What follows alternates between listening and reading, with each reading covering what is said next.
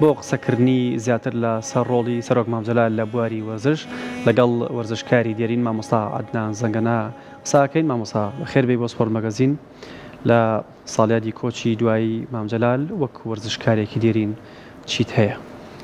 سەرەتا زۆر سوپاس سەری ڕێز و نەوازشدا دەنوێنم بۆ کلگۆی سەرۆک و کاریزمای گەلەکەمان مامجەلال کە ئەمڕۆ کۆسپێکی گەورە بوو لە مێژووی نەتەوەی کووردا بەڕاستی تاویزبوونی مامجەلال هەتایە جارێکی تر نابێتەوە. کەسایەتی مامجەلال کەسایەتیەک بوو بۆ هەموو کەسێک بوو لە هەژارەوە تا دەوڵەمەند تا مامناوەندی بۆیە دووبارەبوونەوەی ئەستەمە جارێکی تر ئەبێت چاڕوانی زەمن بکەین کە یەکێکی تر لە دایک بێ بەو شێوەیە بتوانێت کورد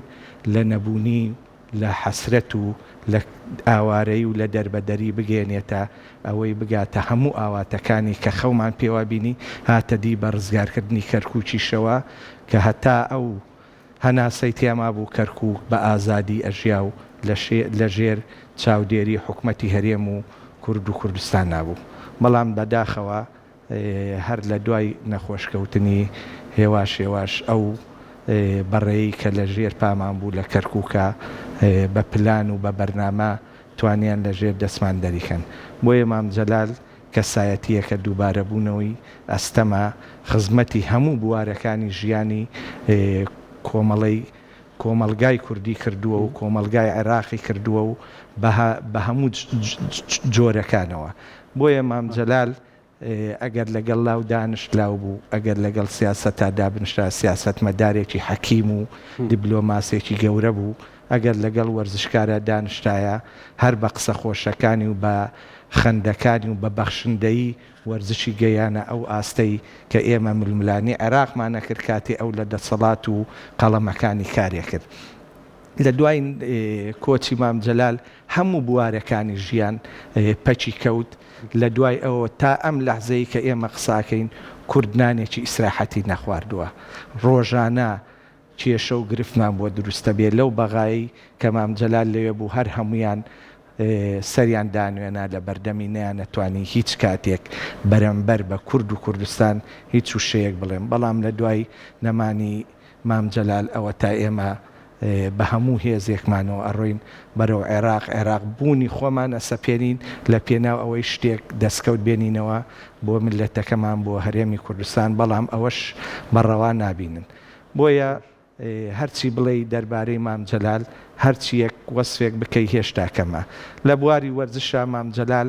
ئەوەی من ئاشنای خۆناغ دەست پێکەین مامۆستا لە بواری وەرزش لە دوای ڕاپەڕینەوە مامجەلال چ ڕۆڵێکی هەبوو لە ڕێخستنەوە و باشترکردنی وەرزش بۆ سەرپێخستنەوەی وەرزش و وەرزشکاران لە هەرێمی کوردستان؟ من حەزەکەم پێش ڕاپەڕینیش باز بکەم لەبەرەوەی یەکێتی نیشتمانی کوردستان بەردەوام خزمەتی وەرزش و وەرزشکارانی کردووە. کاتێ لە ساڵی 85 ئەو کاتەی کە خەڵکێکی زۆر لە دەست سەربازی فیراریان کردبوو لە لادیەکان بوون یەکێتی نیشتمانی کوردستان هەستا بەکردنەوەی خولی وەرزشی لە نێوان دێهاتەکان بۆ ئەوەی ئەو خەڵکە لە دەست بەتاڵی ڕزگار بکە. منە و سەردەمە یاریزانی یانەیەکی حوزەیران بووم لە خولی پلەیەک بوو ئەو کاتە لە عێراق یاریزان بووم کاتێک کە دێیەکەمان گوندی مەملی بوو یاریان هەبوایە لە خولەکە ئەیان نار بە دوامە چوم لەوێ یاریەکەمە کرد و شەوە مامەوە بۆ بەیانی. بۆیە یەکێتی نیشتمانی کوردستان هەمیشە پەرۆژ بووە بۆ خزمەتی وەرزش و وەرزشکاران. لە دوای ڕاپەڕینەوە زیاتر لەبەرەوەی دەسەڵاتی حکومی و دەسەڵاتی یەکێتی نیشتمانی کوردستان فراوانتر بوو لەوەی وەک لە شاخە. بۆیە بە جۆرەی ئەو سەردەمەی کە هاتە بەردەسی توانی خزمەتێکی گەورە بە وەرزش و وەرزشکاران بگەێنێ. من لە ساڵی 92 ئەو کات مەکتەبی سیاسی لە شەقلاوە بوو من و خوا لێ خۆش بوو سکرتێری یانەکەمان مامۆستا تاریخ سەردانی بەڕێز مامجەلالمان کرد لە نێزگەوە بینیمان ناسنامەیەکی یانەکەمان پێبوو بە بەتاڵی کاتێ بینیمانی زۆر بەپەلە بوو. وتی چییە؟ وتمان ئێمە یانەیەکی ئاوارەی کەرکووکمان داناوە بۆ ئاوارەکان هیوادارین ببیتە سەرۆکی فەخری و هاوکارمان بی. ناسنامەکەی لێمان سەوتی ئەوە لە ئێستاوە من سەرۆکی فەخری یانەکەتانم ئەوەشی بۆم بکرێت درێغی ناکەم بچن بۆ لای دادەهێرۆ. ئیتر هەر لەوێ سەرۆکی فەخری یانەکە دەست بەکار بۆ بەڵێ یەکسەر ناسنامەکەشی لە دەستمان سەن و بردی بۆ لای خۆی باسی دووەم جارشی ناسنامەکەت بووەکەمەوە کە لە چی کاتێت پێشانمانی دایەوە چوینە لای دادەهێرۆ ئەرە و کاتە وەرەقەیەکی بۆمان نووسی ئەو کاتە بەرەی کوردستانی بوو هێشتا حکومەت نەبوو دادەهێرۆ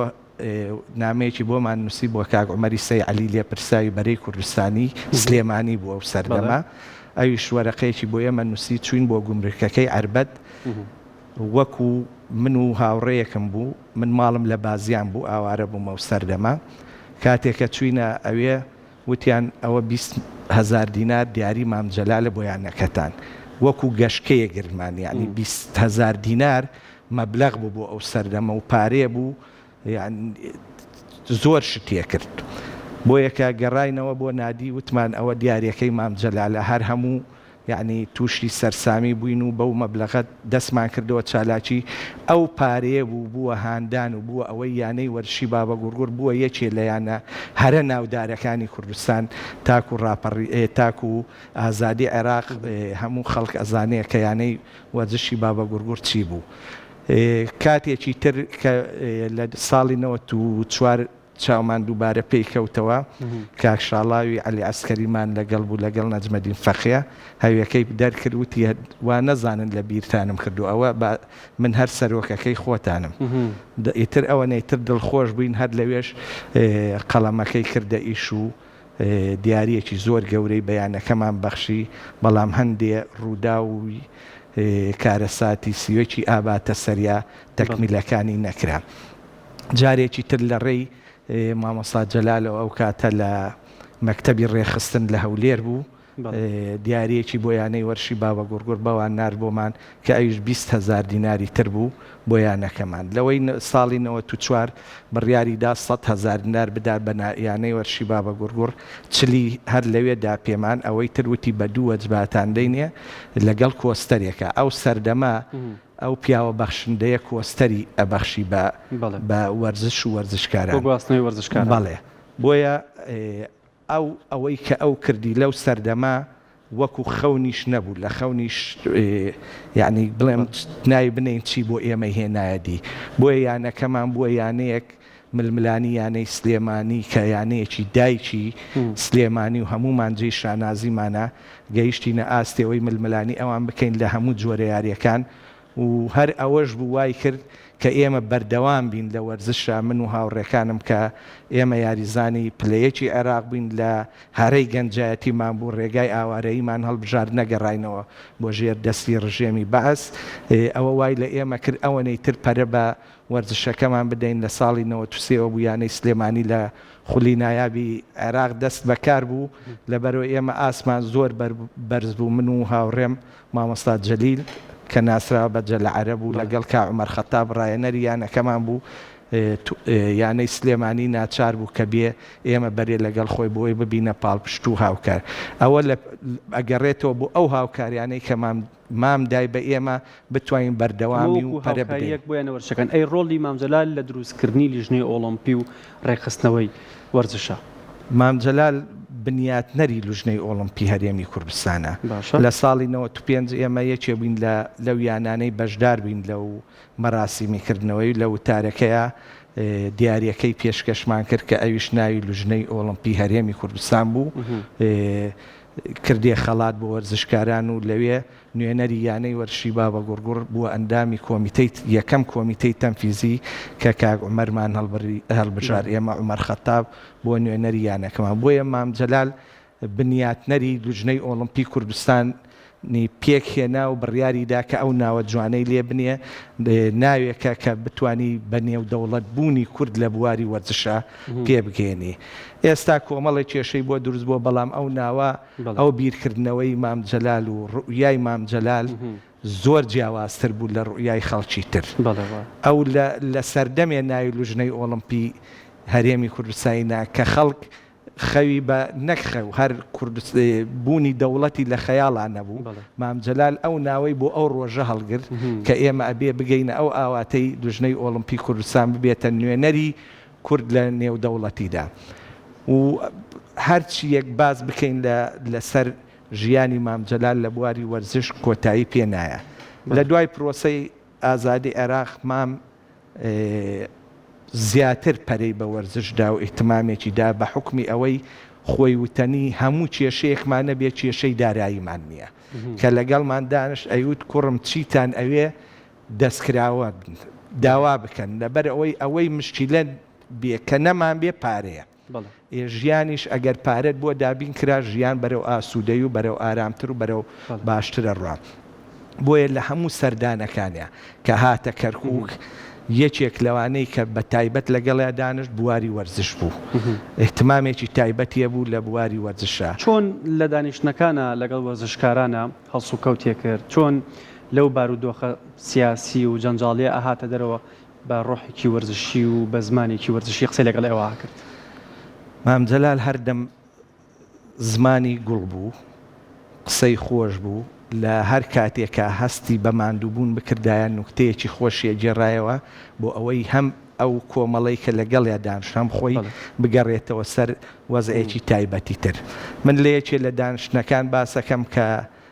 دانیشتنێکی فراوان بوو مام ماندوو دیار بوو لە چەند کۆبوونەوەیەک تەواو بوو هاتە ژوورەوە لەگەڵ ئێمە دانیشتنی کرد کاتێککە دانیشت وەکو نەریتی ئیشکردن ئەبێ بە تەسەسولی ئەو دانیشتنە قسەکان بکرێ سەرۆکی لوجنەی ئۆلمپیک کاک حەربی کەوتە قسەکردن راپۆرتێکی تێر و تەسەلی لەسەر وەرزش بۆ مام خوێندەوە من درکم کرد کە یعنی جێیەکەی ئەوە نییە دووەم کەس قسە بکەم برای بەڕێزم کاک سامی دووەم کەس قسەی کرد کە هەساوتی مام جەلال سامی هەورامی سەرۆکی یانەی وەرزشی خاک مام زۆر یعنی ماندوو دیار بوو سەری هەڵ نابڕی بەس گوێیە گرد و ئەینووسی ئەینەگەکەی داناوتی سامە سەرپان تۆ عیلاقەی وەرزشت چییە ئیتر یەکسەر جەوی قاعەکەی گۆڕی و کردێ ئەوەی لەگەڵ یا نوکتەیەکی باس کرد لەسەر ماڵی دکتۆر فواد و لە بینی ماڵی کاک سامی ڕووی داوە وتیە بێ لێرە ئەو نوکتەیەم بۆ بجێت بۆیە ئاوها بوو لەگەڵ هەموو چینەکان لەگەڵ هەموو ئەو کەسانەی دانشت مام جەلال تایبەتمەندیە داپی لە دوای 2023 ئێمە وەکو لژنەی ئۆلمپی کوردستان کاتێ لە کەرکووک بووین هەڵبژاردنەکانی عێراقمان بردەوە لە هەموو بوارەکان لە یەکێتی وەرزشیەکان لە نوێنەرایەتی هەموو شتەکانمان بردەوە و لە ڕێی مەڵبەندی کەرکووکەوە سەردانێکی تایبەتیمان بۆ ڕێکخرا بۆ لای بەڕێز مام جەلال ڕۆشتین لە دەباشان لە هۆڵەکە دانیشت بووین کە هاتە ژوورەوە سێری کردوتی ئەرێ کوڕی نەمەعین ئێوە بەس کەرکووچیەکان خۆ من وتمان بەڵێ وتی ئێوە نابێ با بڕۆینە ژوورە تایبەتەکەی خۆمی تر برمانەیە ژوورە تایبەتەکەی خۆی باسی ئەوەمان کرد کە ئێمە وەرزشی کەرکووک بچووک بوو ئێمە هیچ دەسەڵاتمان نەبوو ئێستا بووینەتە خاوەنی دەسەڵات و هەموو هەڵبژاردنەکانمان بردووەتەوە پێویستیمان بەوەیە 15 ملیۆن ماگانە بۆ ئێمە بڕاوەتەوە پێویستمان بۆیە بکرێتە دوو قات بۆی بتوانین کارەکانمان باشتر و چاکتر و بەردەوام بین هەروەکو جەنابەتەڵی بەردەوام بین لەسەر سەرکەوتنەکان خەومان لێ نەکەوێ ئەبێ بەردەوام بین بۆی سەرکەوتن لە دوای سەرکەوتن بەدەست بێنین وتی باشە بەسەر چاو کوڕم نایکەمە 30,000 بۆتان لەبەرەوەی ئەو پارەیە کەمە بۆتانەکەمە 45 ملیۆن ئیتر مانگانە لە ساڵی 2004ەوە مام جەلال بڕی 45 ملیۆن نەسریەی مانگانەی بڕیەوە بۆ وەرزشی کەرکووک تا ساڵی 2010 بەردەوام بوو ئەو نەسریە هەر لەوێ ئێمە داوای تازە ئەم پرۆژەی یاریگا و یاریگای تارتان و مەزبەح و لەگەڵ یاریە جۆرە و جۆرەکان یەک سێتێک بوو ئێمە داوامان کرد وتمان پێویستە لە کەرکووکیش ئەوە بکرێ لە سلێمانی تازە ئەوە دروستەکرا پێویستە لە کەرکووکیش یەکدوانێ مام جەلال بکەین و بۆی وەرزشی کەرکووک ژێرخانی زۆر خراپەوانە وتی کوڕم یەکدانە بۆ ئێوە کەمە ئەوە دەدانە بڕیارم دابیکەم بڕۆن دابەشی کەم بەسەر هەموو ئەو جێگانەی پێویستە دەسێتی وەرزشی لەو پرۆژە وەرزشیە گەورانەی پێشکەش بە شاری کەرکووک کرد کە لە قەزا و ناحیەکانیش تا ئێستاش مەزبەحەکە و ساحەکان هەمووی بەردەوامە وەرزشکار سوودی لێبینەوە تا ئەم ساتەی کە قسەشی لە بژانەوەی ژێرخانی وەرزشیش مام جەلال بەو شێوەیە هاوکار بووە هەر نەک تەنها هاوکاریکردنی یانەکان بە بڕەپارەیەک یاخود نسلێکی بەردەوام لە هەموو بوارەکان لە ژێرخانی وەرزشی لە دابینکردنی کۆستەر و پێداویستیەکانی تر بۆ گواستنەوە یاریزانان هەموو یانەکانی کەرکووکی بێبەش نەکردووەلەوە دەستی هاوکاری گەیشتە یانەکانی حەویجە و ڕیاز و ئەو شوێنانەش نەک بەس ئەوە یەکەم یانەی تورکمانی لە شاری کەرکووک دامەزرا مام جەلال بڕی 1 دەفتەر دۆلاری بۆیان نارد وتی تورکمان و ئێمە خاوەنی کەرکووچین ئەبێ ئێمە هاوکاریان بین. ینی ئەمەوێ لێرە ئەوم پێ بڵێ تەنها وەرزشکارانی کورد سوودمەند نەبوون لە هاوکاریەکانی مام جەلال بە دڵنیاییەوە ئێمە لە کەرکووک پێکاتەیەکمان دروست کرد بوو لە هەموو نەتەوەکان پێکاتە بوو. ئەرمەنی و ئاشووریەکانیش لەو پرۆژەی بۆت باسەکەم هەرێکی سێتێکیان بەرکەوت بێ لەوەی هاوکاریەکان هەر لەو دانشتەی کە دانیشتین وتی نابێ ئێوە بە دەست بەتاڵی بڕۆنە بڕی 12 دەفتەری هەیەنا وتی کوڕم بۆم بێنن ئەمە دیاری مامە هەر ئێستا بۆ یانەکان و بۆ هەندێکشی بدەنە دەستەی کارجێڕی یانەکان لە بەرەوەی وەزیعان خراپە. بۆیە لە هەموو بوارەکانە لەوەی کە دابینکردنی ئۆتۆمبیلی گواستنەوە بۆ یاریزانان لە ژێرخانەکان یاریزانە کوردەکان بۆ عەرەبەکان هیچ جیاوازی ناکرد بە پێچەوانەوە هەر کاتێ تۆ باسی تورکمان و عەرەبت نەکردایە لەگەڵ خۆت لە کەرکووکە هەیە ئەو بەو ڕوانگەیە سێرتی ناکرد کە بتوتایە بەس من کوردم هەر بەڵگە لەسەر ئەوە من لە یەکێ لە دانیشتەکانی پەروەردە بووین بەڕێوەبەری پەروەردەی کەرکووک وتی مام جەلال مژدەی خۆشت دەمێت لە کەرکووک بووینە خاوەن 500 قوتابخانەی کوردی وتی کوڕم ئەمە ئەو ڕۆژەیە کە من چاوەڕێم ناکرد مناڵی کەرکووک چۆن ئەبێ بەس کوردی بخێنێ تۆ لە شارێکای پێکاتەکان ئەبێ تێکەڵ یەک بێ ئەبێ مناڵی کورد عەرەبی و تورکمانی بزانن ئەگەر عەرەبی و تورکمانی نەزانن ناتوانن ژیانی ئاسوودەیی لە کەرکووک پێکەوە بژێن بۆیە چەپکە گوڵەکەی مام جەلال لە کەرکووک بەڕاستی ئەو چەپکەیە بوو کە بەکردار لەگەڵ خەڵکی کەرکووکایی ئەمە تەنها لە کەرکووکانە بەڵکو لەسەر ئاستی عراقی شکاتێک هەڵبژاردەی عراق نازناوێکی بەدەستهێناوە لە 2005 و 2010 مام هەڵبژاردەکەی بان کردووە خەڵاتی ڕێزەدانی پێبەخشیون و یەکێک لە مەرجەکانی شەو بکە یەکێک لە ڕۆژنامە عەرەبیەکانە باسکراوەڵێ مەرجی من لە حکومەتە بۆ ئەوەیە کە یەکێک لە مەرجەکانم خزمەتی وەرزش بکەم پرۆسەی وەرزشی زیاتر خزمەتکەم لەم حکومەتە یەکێک لە ئامانجەکانی ئەوە بوو. بە دڵنیاییەوە مام جەلال جیاوازی لە بین هیچ کەسێ ناکرد بۆیە کاتێک کە مام جەلال لە بەغا بوو هەڵە سایە پا هەموو کام سەرکردە بەهێزەکان کە ئەمڕۆ هیچ حیسابێ بۆ کورد ناکەن دەست لە سەرسنگ بۆ هەستانەوەی مام جەلال ئەوەستان بۆیە مام جەلال کەسایەتیەک بوو کارێزمایەک بوو شخصیەتێک بوو دووبارەوە بوونەوەی مەحاڵە هیچ کەسێ بتوانێت ئەو ڕۆڵەی مام جەلال جێڕای بتوانێت جارێکی تربی کوردی گەیانە خۆشترین ژیان لە سەردەمی ئەوە هەر هەموومان 25 ڕۆژ جارێ موچەما وەرەگرت ئەوەی خۆمان بۆ خۆمان بوو لەوێشەوە بۆمانی هێنا لە عێراقەوە وەک ئێستا نەبووین بۆیە ئەو کاتەش مام جەلال ئەیویست کە کاتی ئەهاتە کەرکووک پێش ئەوەی هیچ نەتەوەیەک ببینێ تورکمانێ بینی عەرەبیە بینی دوایی کوردێ بینی مامۆستا ئەمەوێ باسیەوەکەین ڕۆڵی مام جەلال لە دوای پرۆسەی ئازادی عێراقا لە لیژنەی ئۆلۆمپی عێراقا چ ڕۆڵێکی بینی لە دروستکردنەوەی لیژنەی ئۆلۆمپی عێراقا هەر چۆن لیژنەی ئۆلۆمپی کوردستان لەسەر دەستی مام جەلال هەموو پێکات و توانرا لیژنەیەکی ناودار و چاکی لێ دروست بکرێ ئۆلۆمپی عێراق یەکێ بوو لەو دەستگایانەی کە بە بڕیاری برێمەر حەل بوو لەو دەستگایانە بوو کە عێراق وەکو سیستەمی حزبی بەعس برێمەر تەعاملی لەگەڵ کرد یەکسەر ئیلغای لیژنەی ئۆلۆمپی کرد بەڵام زانایی و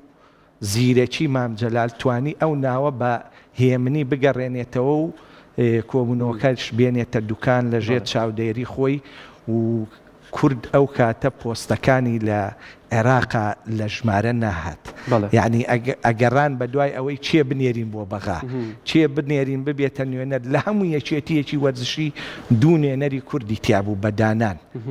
بێ ئەوەی هەڵبژار ئەم ڕۆڵە لە هەواوە نەهات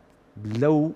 عقلیەتە فراوانەی کە مام جەلال هەموو ئەوانەی کۆ کردەوە لە ژێر چەترەکەی خۆی و ئەو جاداواکان هەموو ئەوانی ڕێکە خست ئەم جایوت ئەمەش بۆ کورد جێبەجێ بکەن بۆیە ئەوان ناچارە بوون دروستکەرەوەی لیژنەی ئۆلۆمپی عراقیش بە دڵنیایەوە چۆن کوردستانی دروستکرد ئاها لە نەهامەتی و لە ئێلغابوون و لە فەرامۆشکردنی لوجنەی ئۆلۆمپی عێراقی توانی دووبارە لوجنەی ئۆلۆمپی عێراق لە ژێر ناوەکەی خۆی لە دوکان بکاتەوە. پێشەوەی کۆتایی بێن بە بەرنامەکەمەیە ئەوە بڵێم ئێستا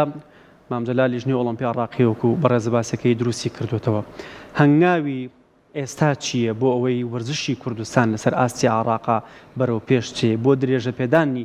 ڕێگاکانی مام جەلال کە ڕێگایەکی داڕشتۆ بۆ ئەوەی کە وەرزش بەم شێوە بەنێودەوڵەتێکرێ ڕۆڵی کورد زیاتر بەرز بێتەوە. من دڵنیام لەوەی کاک قوبات قسووری نەکردووە و بەردەوامیشە لە پاڵپشتی وەرزش و وەرزشکاران و هەر کاک قوبات بوو توانی دانیشتێکی تایبەت لەگەڵ ستافی لوجنەی ئۆلۆمپی کوردستان بکاو بۆ پارێزگاریکردن لە ناوەکەی بڕیاریدا بە گەڕانەوەی بودجەکەی لوجنەی ئۆلۆمپی کوردستان و هەر لەوێشەوە یاساکەی هەنگاوی بەهێزی نابوو ئەوەی یاسای لوژنەی ئۆلۆمپی بکرێتە بەرنامەی پەرلەمانی کوردستانەوە بە یاسای لوژنەی ئۆلۆمپی بکرێ بۆیە نەوەکانی مام جەلال لەسەر ڕێگاکەی ئەو بەردەوامن هەر یەکەیان بە سیستەمیە و بەڵگەش لەسەر ئەوەی کە هاوکار و پشتیوانی وەرزشن یانەیەک لە چوارقوڕنە لە ناحەیەک چۆن ئەگاتە نایابی کوردستان ئەگەر یەکێتی نیشتمانی کوردستان یان سەرۆک پاڤڵ یان هەڤاڵ قوبات دەستی لە پشتیان نەبێ و هاوکاریان نەبێ چۆن یانەیەک لە سەی سادقەوە لە دەربەنی خانەوە لە ڕانیەوە لە قەزایەکە لە دوو یعنی جادەیەکی بچووک بینیانە دوو یانیان لە نایابی کوردستانە ئەمە ئەوە ئەگەێنێ کە یەکێتی نیشتمانی کوردستان بەردەوامە لەسەر ڕێچکەکەی مام جەلال بەڵام پێویستە بەوەی کە بە بەرنمەیەکی تۆکمەتر و پێویستە بە ئاوردانەیەکی بە بەرنامە ڕێژیەکی باشتر لەوەی ئێستا هەیە بکرێ تا ئەم ساتەی من قساکەم وە لێرەوە بانگەوازێ بۆ سەرۆک پاڤڵ و بۆ هەڤاڵ قوباتەکەم کە ئاوڕێک لە وەرزشی کەرکووک بدەنەوە وەرزشی کەرکووک پێویستە یانەیەکی لە نایابی کوردستان بێ و یانەیەکی لە نایابی عێراق بێ ئەوە ئەبێتە ئەوەی کە ئاواتەکانی مام لەوێ دووبارە زیندوو بکرێتەوە بۆیە لە کوردستانە قسووریان نەکردووە هاوکار و پشتیوانێکی زۆر باشی وەرزشن هەر یەکە و بە ئاراستەی خۆی و لە ڕێگای تیمەکانی خۆیەوە هاوکاریانن بەڵام لە کەرکووک پێویستە ئاوڕێکی زیاتر بدەنەوە بۆ ئەوەی مام بنیاتی ناوە دووبارە ئەوانیش ئەو جێگایانە زیندووکەنەوە کە زۆر سپاس بۆ تۆ مامۆستا عەدنان زەنگەنە وەرزشکاری دێرین سپاس بامە دەبن لە سپۆرت مەگەزین و قسەکردن لەسەر ڕۆڵی مام لە وەرزشدا زۆر سپاس بۆ ئێوە دووبارە سەری ڕێز و نەوازشدا دەنوێنم لەسەر کولکۆی بەڕێز مام جەلال زۆر سپاس